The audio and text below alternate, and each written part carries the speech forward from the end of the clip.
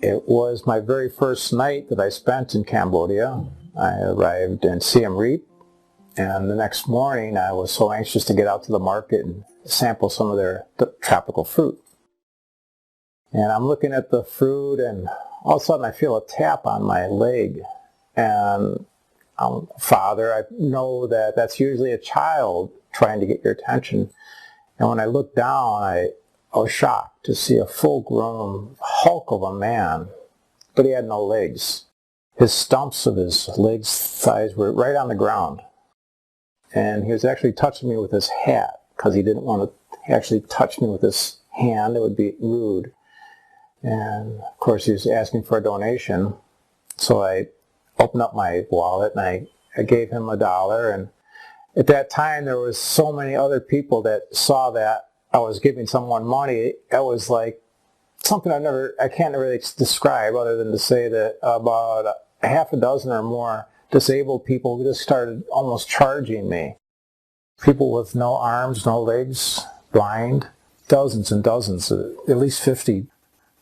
And it really broke my heart to see people without even a wheelchair just walking on with their hands on the ground. I didn't know what to do other than help them temporarily with their money for some food. Landmine victims are part of the aftermath of the Vietnam War and the Pol Pot regime. There are millions of landmines still in the ground, resulting in unimaginable agony for poor farmers and villagers. Most anti-personnel mines were designed to sever limbs and severely maim, because that does more long-term economic damage to families and regions than quickly ending a life. I described Cambodia, my first 3 days, of my jaw just being wide open. I couldn't believe what I was seeing. Landmines kill and maim 15,000 to 20,000 people every year. An estimated 110 million landmines are in the ground in 58 countries right now. That's one unexploded mine for every 70 people living today. The UN estimates it will take 1,100 years to remove all the landmines in the world with current demining technology. Because I'm a member of an association that helps landmine victims, survivors, we're invited to landmine clearance operations. And so we're able to go out there and see how it's done.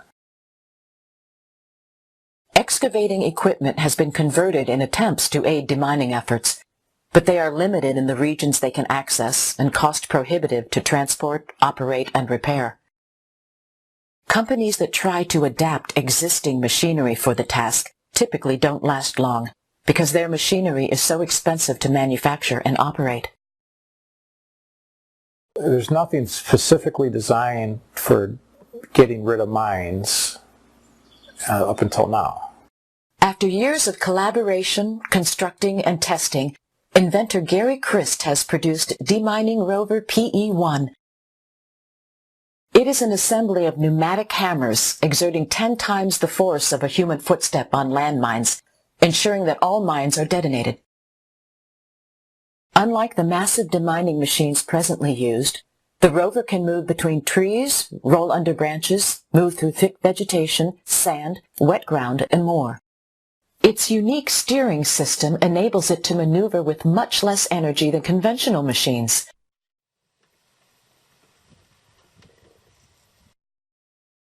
The Rover is the first battery-powered electric vehicle designed for minefields. Plus, Gary intentionally designed the Rover to be easy and cost-effective to replace parts damaged during operation, which is a certainty when operating among landmines. The people that I see in Cambodia were okay before. They were surviving, they had families, but now they're disabled, they're beggars. And I want to help. For Gary Christ, demining Cambodia is only the beginning.